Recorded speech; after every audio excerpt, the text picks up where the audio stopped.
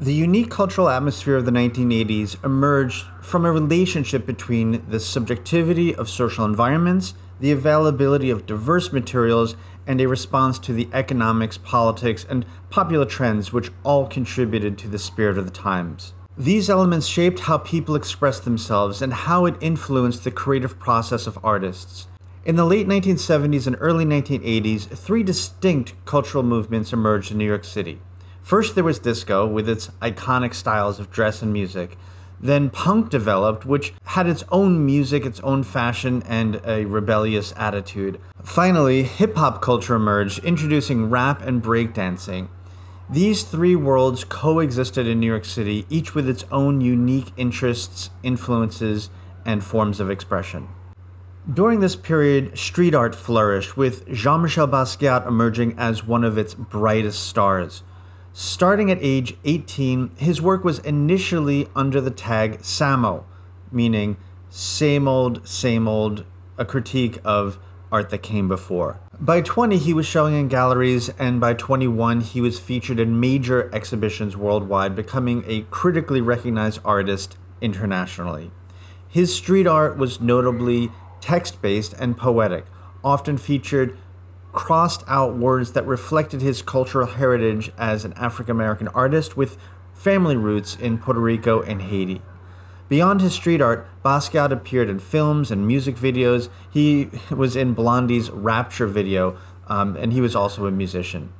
His work commands astronomical prices. Some paintings sell for $100 million, making him one of the most valuable artists of the past 50 years.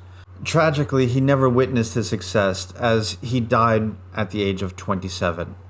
His art explored a broad range of topics, from Black culture to Hollywood to sports and everyday life.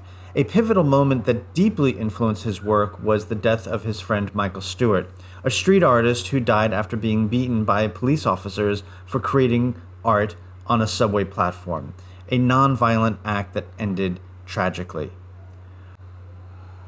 While this is just a brief overview of Basquiat, who was truly a game changer in many ways, he'll be discussed again in the Three Ring Circus lecture this week, and of course you have the Basquiat film that you will be quizzed on in week 5. Keith Haring is another street artist from the early 1980s who you might be familiar with. Today, places like Uniqlo sells t-shirts featuring both Basquiat and Haring's work on their products. Rather than talking more about this now, there's a short video for you to watch from around 1982. It's in the week 4 list on Brightspace. In terms of the creative process, and what I really want to highlight, is this fascinating relationship between the subjective artists who were working with simple materials like chalk on subway signboards or spray paint, opening their art to venues where public had access. It wasn't about vandalism. It was about sharing, expressing, communicating, and bringing ideas to a broader public. They refused to feel contained or limited. As we discussed with the Fluxus artists, conceptual art, performance art, and even the earth art, it was all about anti-establishment, moving against market values because art was free and should be open to the public. Granted, many years later, much of these artists are selling for considerable sums, but it remains an important cultural thread through the 1980s. A very brief aside in the context of Hans Christian Andersen's story, The Emperor's New Clothes, where there was a king who spent the kingdom's money on personal luxuries like decorations, his living quarters, food, especially his clothes. He was obsessed with his appearance. Then 2 con men saw an opportunity and exploited his vanity. They approached the king claiming to sell extraordinarily expensive clothes made of invisible cloth. This cloth, they explained, was visible only to people with virtues and intelligence and people who were worthy. In reality, there were no clothes at all. The king, not wanting to appear foolish, pretended he could see these magnificent fabrics. Then the 2 con men pretended to make his clothes, and then they dressed him. When the king then paraded through the town with his new clothes, actually wearing nothing at all, the townspeople also pretended they could see these spectacular garments. But No one dared speak the truth, fearing they'd be seen as idiots or they just want to go along with the crowd.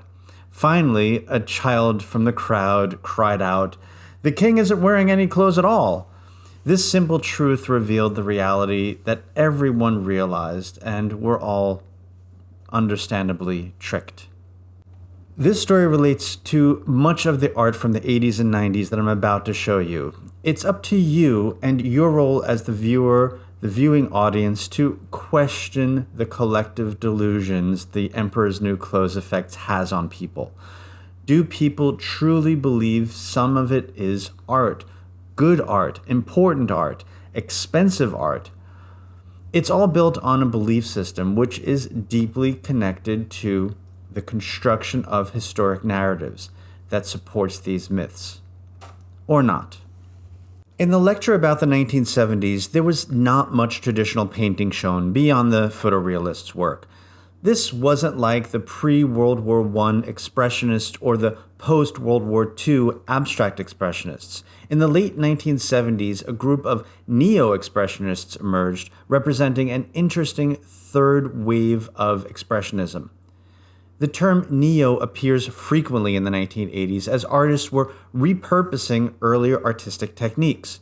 Julian Schnabel, for example, followed Robert Rauschenberg's Combine approach, but he put his own twist on things, where he would take broken plates and bottles and glasses and attach them to a canvas, using this as a foundation to build upon. In Germany, Martin Kippenberger explored the relationship between commerce and culture. His paintings of himself walking drunk down a street captures an unreal environment during the height of the 1980s economics and Cold War, particularly in Germany. This showed how he was literally and figuratively floating through that environment. Pop art evolved into what we now call neo-pop art. One prominent artist of this movement was Jeff Koons. A fascinating piece of his is called the Equilibrium Tank, which features 3 basketballs all signed by the basketball player Dr. J.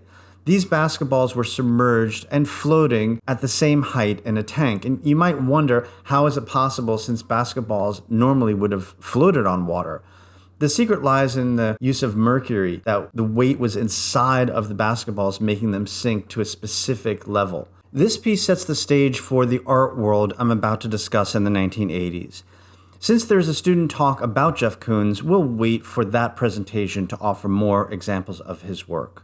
Another notable artist in the neo-pop category is Yayoi Kusama. Her trajectory differed significantly in that she initially worked within the Fluxus movement as a minimalist artist and in various other areas. Kusama, who has been open about her mental health, including her obsessive-compulsive disorder, has spent time in institutions while maintaining an incredibly productive career since the 1950s, focusing primarily on one motif: circles. We discussed Robert Ryman's white paintings as being a consistent theme throughout his career. Kusama's work differs in that it shows a distinct obsessive-compulsive quality in her circles, which often appears in flowers and in pumpkin forms. Many people know her infinity rooms, which are installations of reflected circles created by various ways incorporating light and sometimes combined with paint. As we saw a progression from geometric abstract painting to op art and color field painting, this era also saw an emergence of neo-geometric paintings, also known as Neo-Geo.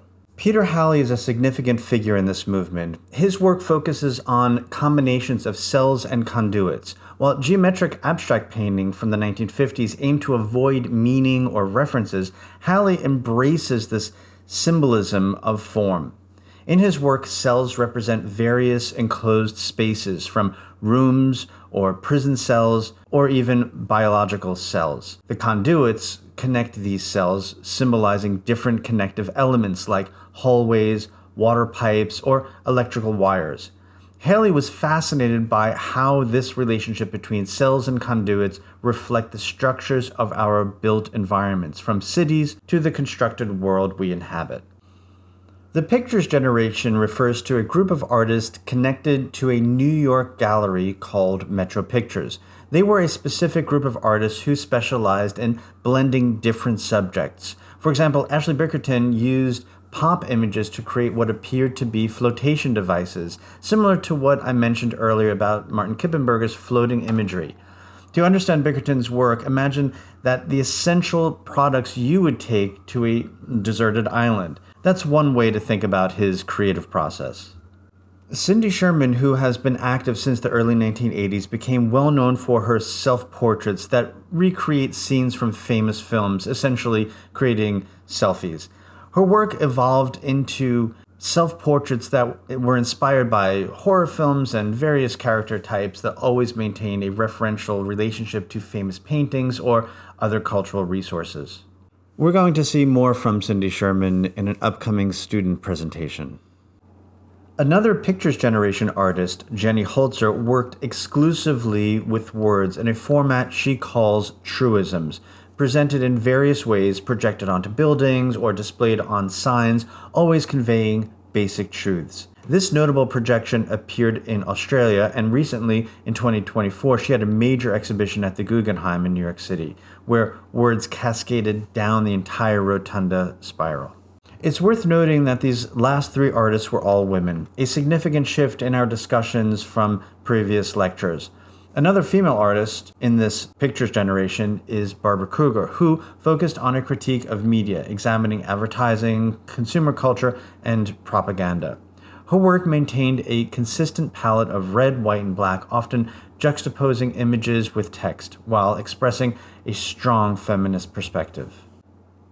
The Pictures Generation also included several male artists like Richard Prince, who critiqued Hollywood and media. He became known for his one-liners, a play on the 1950s concept of the signature style, which had become somewhat of a joke in the art world.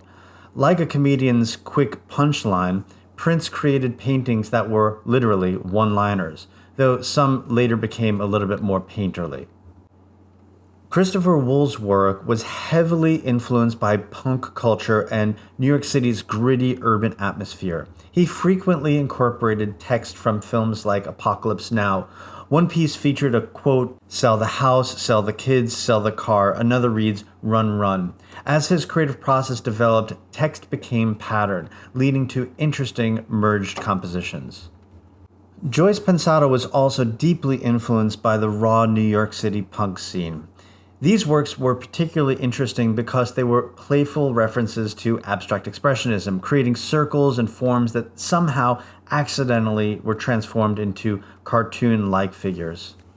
Felix Gonzalez Torres, who we discussed in our first class, created several notable works, including Perfect Lovers. He was particularly famous for his candy installations, where visitors are invited to take a piece of candy from large piles displayed in the museum. These interactive pieces challenge the traditional "don't touch the art" rule in most art spaces. The candy installations, of which he created several variations using different types of candy, are all replenished daily. The weight of the candy deliberately references his partner, who also died of AIDS. As his partner's health declined, his diminishing weight became a daily measurement, something those of you in health sciences will recognize as a critical indicator. The sweetness of the candy creates a poignant metaphor, while the diminishing pile represents his partner's fading physical presence. This theme of life and loss appears throughout Felix Gonzalez Torres' work. Beyond his gallery installations, he created public art pieces, including billboards displaying photographs of two pillows with visible head indentations. These billboards were placed in residential neighborhoods throughout New York City. They weren't about selling something, rather, they invited viewers to contemplate their own experience of loss and relationships. Another significant series featured simple strings of lights, like those you might find in a backyard. These lights arranged in ascending or descending patterns, evoking spirits or souls floating upward. The warm glow of the lights created a tender connection between the physical and the spiritual, suggesting both presence and transcendence. Alfredo Jar is an artist from Chile. In his public art piece, "This Isn't America's Flag," asked the question, "Is this correct? This is not America?" That's America. And his piece was essentially a large billboard in Times Square. It highlights the very New York centric, America centric way of thinking. I've experienced this while traveling in Europe and meet some English speaking people and ask the question, "Are you American?" And they might respond to you saying, "Yeah, I'm from North America, but I'm from Canada," which reveals an interesting relationship between these identities.